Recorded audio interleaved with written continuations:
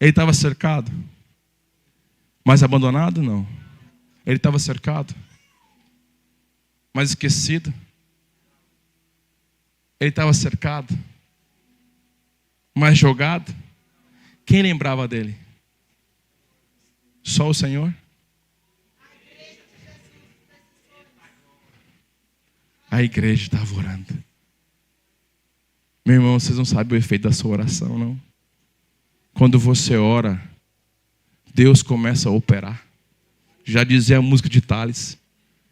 Quando você ora, as coisas se movem. A Bíblia diz então que Herodes colocou 16 soldados, 2 correntes, sentinelas diante da porta. A Bíblia diz que Pedro estava na parte mais interior, praticamente. Quando você estuda a prisão da época, estava lá no fundo da prisão. Porque Herodes, ele acreditava assim, com todos os seus pensamentos, que ele poderia controlar Pedro pelo seu próprio poder. Ele acreditava. Quantas pessoas não acreditam no seu próprio poder, no seu próprio título, na sua própria força, acreditam na sua própria influência? Quantos? Mas eu quero dizer que ninguém controla aquilo que Deus faz. Ninguém controla as mãos de Deus. Às vezes o médico pode te dar um diagnóstico para controlar seus pensamentos, sua alma. Só quero dizer para você que quem está na mão de Deus não é controlado por diagnóstico médico de pessoas, não é controlado por poder nem por autoridades, porque a Bíblia já relata: se o Filho do Homem te libertar, verdadeiramente você sereis livre. Escute uma coisa: a prisão era real, sim ou não? Mas a promessa de Deus também era? Sim ou não? As correntes eram reais, sim ou não? Estava nos braços, nas pernas de Pedro, sim ou não? Mas a promessa continuava real, sim ou não? A ameaça na vida de Pedro era real, sim ou não? Mas o governo de Deus permanece também real. Porque o nosso Deus, ele é real, ele é verdadeiro e pode nos livrar de tudo aquilo que nos cerca, para nos trazer medo e sentimento de prisão. Eu declaro, eu não sou muito jeito de profeta, mas levanta sua mão direita aí. Eu declaro libertação sobre o seu casamento, família, alma, vida, dinheiro, sobre sua casa, em nome de Jesus. Se você recebe, você vai dizer glória a Deus. Vocês estão comigo? E o que é incrível?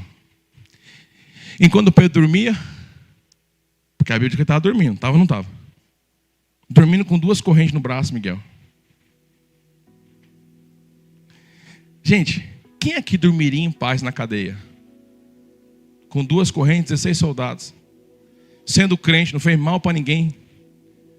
É injusto ou não a prisão? É injusto? Como é que ele consegue dormir, cara? Enquanto ele dormia, a igreja...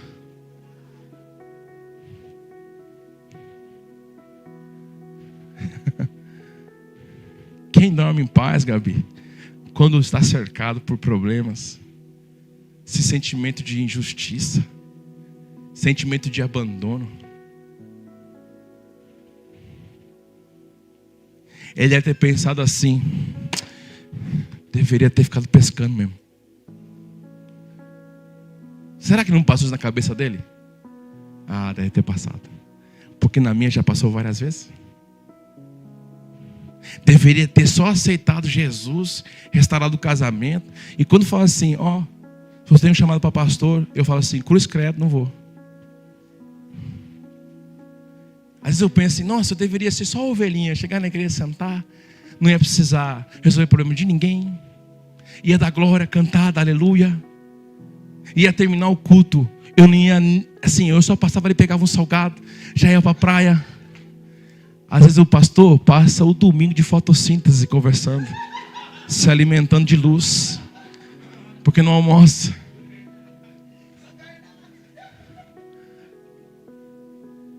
Às vezes eu vou tomar banho ali naquele chuveiro de sábado, aí eu olho o banheiro, foi eu, Azaf, tomar banho, a gente tomava banho assim, puxa para cá, puxa para cá.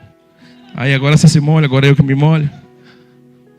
Eu falo assim, se eu não fosse pastor, eu poderia ficar em casa. Porque nos dias difíceis é que a gente pensa em recuar. Nos dias de luta que as coisas não estão saindo do nosso jeito, é que a gente, por que eu fui para o encontro? Às vezes a gente é até usado pelo diabo.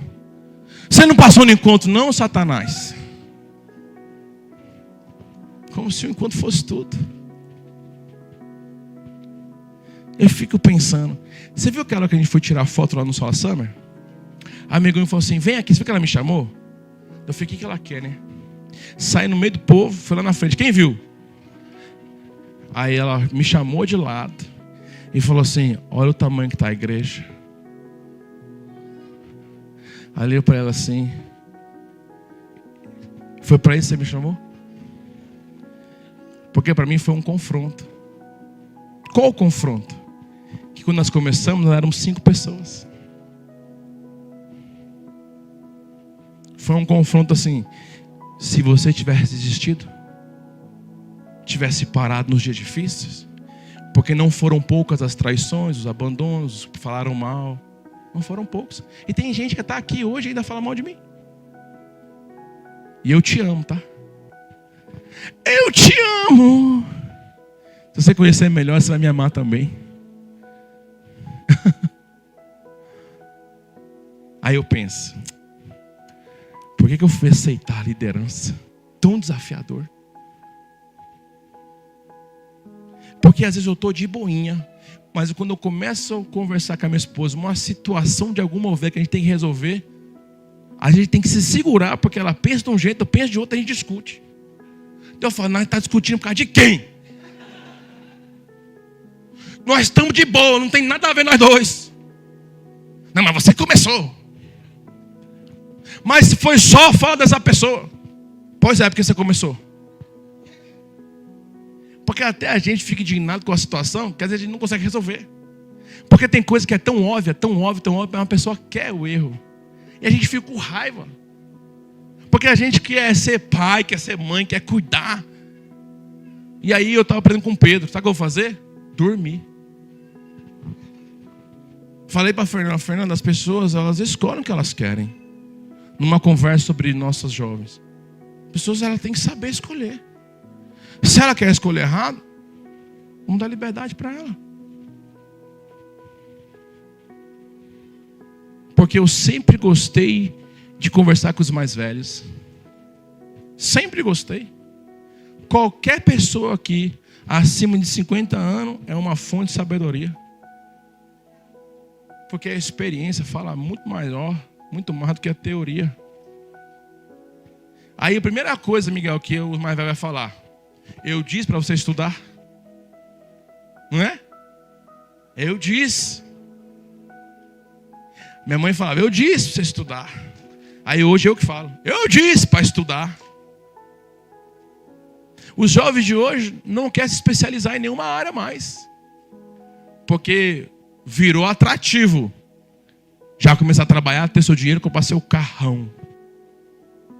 Aí parcela de 50 mil, mas quando vai pegar o cheque em 2 anos dividido, mais imposto, mais gasolina, mais seguro, está pagando 80, 90 mil por mês sem saber. Só que ele só sabe depois de 2 anos que tem que fazer o check-in. Aí ele tem que prestar o dinheiro de alguém para fazer o check-in. Aí ele anda de carrão e não tem dinheiro para pôr gasolina, nem levar a gatinha para comer no suquiá, tem dinheiro. Nunca falou Mantan, Hayoko Mantan na vida. Gente, tem ou não tem? Tem ou não tem? Mas ele chega e faz acabou a gasolina. E eu olho assim, eu falo, Jesus, tem misericórdia da gente. Aonde vai parar esse jovem? Porque, gente, amor enche barriga. Amor paga a conta? Não paga. Nos dias de hoje, meu irmão, o 10 mil que você comprava para a semana toda é só a mistura de um dia. Antigamente 10 mil na vaquinha, lembra da vaquinha? Você passava, meu irmão, enche no carrinho, no final 9.600. Hoje, 3 bandejas de ovo, um pedaço de frango. Porque a gente nunca não comeu tanto frango na nossa vida, né? No dia de hoje, né? Meu Deus, é frango de todos os jeitos. Frango na moda, frango frito, frango empanado. A gente vai botando um molho para dar uma mudada. Bota um açafrão para mexer. Né? Guilmuçupa tá faturando. A galera vai lá e compra já os congelados mesmo, mais barato. O nhoque. Né? Nhoque. Para ficar chique no domingo, mas economizando. Não é, gente? É ou não é? E os meninos metendo assim a vida mesmo no carro, no financiamento. Eu falo, oh, Jesus. Eu estou pregando aqui, gente, saindo até um pouco do dispositivo, porque tem coisa que está acontecendo na igreja que a gente precisa, assim, sabe, falar. Os jovens precisam se especializar. Sabe uma coisa que eu estou vendo uma geração? Na época eu sofria bullying. Quem sofreu bullying quando era pequeno não sabia que era bullying? Hoje sabe que é bullying. Né? Hoje ainda tem nome para isso, né? Meu irmão, como eu era zoado por ser gordinho. Eu sempre falo isso aqui, não tenho vergonha. Eu tinha um negócio aqui grande, que era bem gordinho. O meu tinha um buraquinho, deram de furinho para mim. Você acredita que eu fiquei mais de 6 anos sem tirar a camisa na frente de ninguém? Mas eu não sabia que isso era um bullying. Eu estava sendo traumatizado. Mas eu aprendi com a raça que você tem que trabalhar, enfrentar a sua vida, que isso aí deve ter superado. Mas hoje, a galera quer terapeuta. Preciso falar com o terapeuta. Tá tudo certo, que a minha esposa, ela é terapeuta. Não quero jogar água fria no negócio dela, na vida dela. Quem precisa, meu, ajuda, contribui. Não estou tirando dúvida desse profissional. Mas, meu irmão, se você não aguentasse pegar um latão de tinta, o pai, tu é homem um saco de batata. Sou homem. Aí pegar e ficar sem uma coluna na hora. A gente aprendeu assim, ué. Vai falar com a galera de 50 anos é mais legal conversar acima de 45. É a pessoa mais legal de bater papo. Que os outros, meu Deus do céu. Eu não sei se é porque fala, sabe? Eu botei até uma musiquinha feia. Olha essa música aqui que eu escutei assim num store. A Mr. Loba, Loba, a Loba, Lembra disso? Lembra? Os mais velhos já ri, né? A Mr. Bombastic, Mr. Bom. Eu escutei essa música e falei, caramba, me remeteu lá meus 13 anos, quando tinha uma propaganda de uma massinha vindo assim, eu nem lembro do que era aquela propaganda. E eu falei, feio, quando eu lembro da minha juventude eu achava tão bom. Porque ele estava na rua, jogava bola, sei o que, Hoje, cara, tu vai num restaurante, você vê 5 jovens, tudo assim, ó, mandando mensagem pro do lado. E aí, tudo bem com você? Gente, desculpa, mas eu fico doido com isso aqui. Meus filhos não têm celular. E eu atesto. O menino de 12 anos não devia ter celular. Eu atesto. Porque eu já vejo meninas de 5 anos que sentam na mesa do restaurante, não consegue conversar, fica puxando o pai. Aí o pai falando assim, agora não, nós estamos numa mesa. E fica, parece meu cachorro Zai. Aí a mãe pega, dá o celular. Quando eu olho, eu fico assim, não posso falar nada, né, gente? Não é meus filhos. Mas se é o meu, sabe aquele parafuso assim que você pega e fala assim, ó.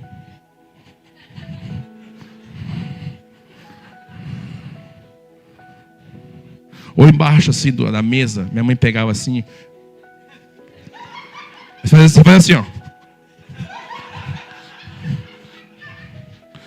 E não era nem por causa do celular, sabe o que era? Porque eu entrei na conversa do adulto. Os meus já sabem, se entrar na minha conversa, eu vou amarrar de ponta cabeça em casa.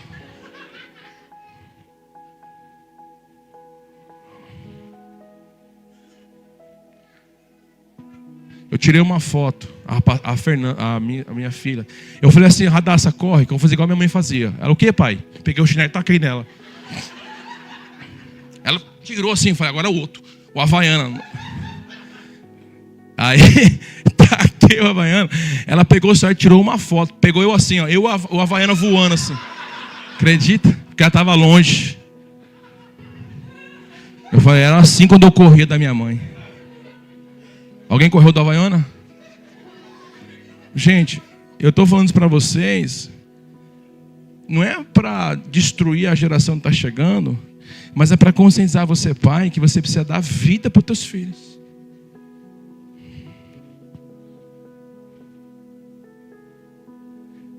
Pedro dormia e a igreja? Pedro dormia, mas a igreja? Quem recebe oração pode estar cercado, mas está guardado. Sabe uma das coisas que eu vejo pouco acontecer? Pastor, ora por mim. Às vezes a pessoa não pede para orar. Ela, pastor, você tem um minutinho para abrir o coração e falar problema. Procure as autoridades espirituais para orar por você. Pastor, tem tal situação, seja resumido. Preciso que ore nessa direção. A gente coloca em oração. Uma irmã nossa, ontem, eu estava lá no Sola Summer, entrou no hospital porque ela tem um câncer que nem morfina está tirando a dor dela. Ela canta no altar lá de Kikugawa. Juliana Tamura. Eu parei e comecei a orar por ela. Porque está avançado, os médicos já estão dizendo que. E nós estamos orando, declarando. Os pastores estão em comunhão de oração. No grupo nós estamos mandando oração, orando. Se for vontade de Deus, como Tiago, Deus leva, recolhe, de Cristo é glorificado. Mas se Deus quer fazer algo também na vida dela, ainda mais em vida, Deus será glorificado na vida dela. Ela serve no altar, canta. Ela trabalhava comigo, ela precisou se afastar do tratamento, continuei pagando o salário dela, mesmo ela no hospital. Paguei 8 meses para ela, mantendo. Porque aquele que promove refrigério, recebe refrigério. Mas olha a situação.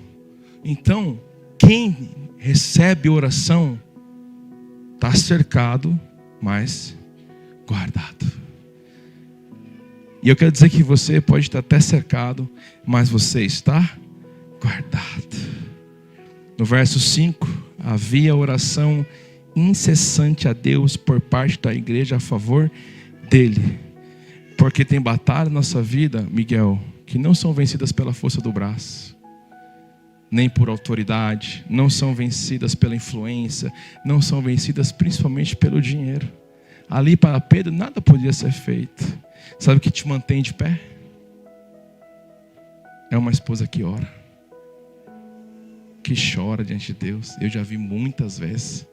Já me pediu oração muitas vezes. Porque enquanto você dorme, ela ora. Feliz é você que tem alguém que ora por você, que tem uma célula que ora por você, clama pelo seu nome. Porque eu conheço tanto de você, porque eu oro por você. Seu nome chega para a gente orar. Porque enquanto você dorme, tem alguém que está lhe sustentando na oração. E é por isso que está aqui hoje. Então uma das coisas que a gente tem que entender, quando eu estou no corpo, eu tenho pessoas que oram por mim. Quando eu estou cercado, eu estou guardado.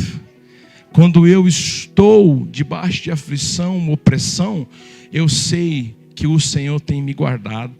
Porque o Senhor, Ele sabe os planos que tem para nós, como diz Jeremias, planos de fazer o bem e não o mal, dar o futuro, a esperança. Jeremias 23:11. Então, quando tudo estiver ruim, meu irmão, pense nisso. Posso estar cercado, mas eu estou guardado. Quem está comigo, diga amém. Rapaz, fica de pé. Acabou meu tempo.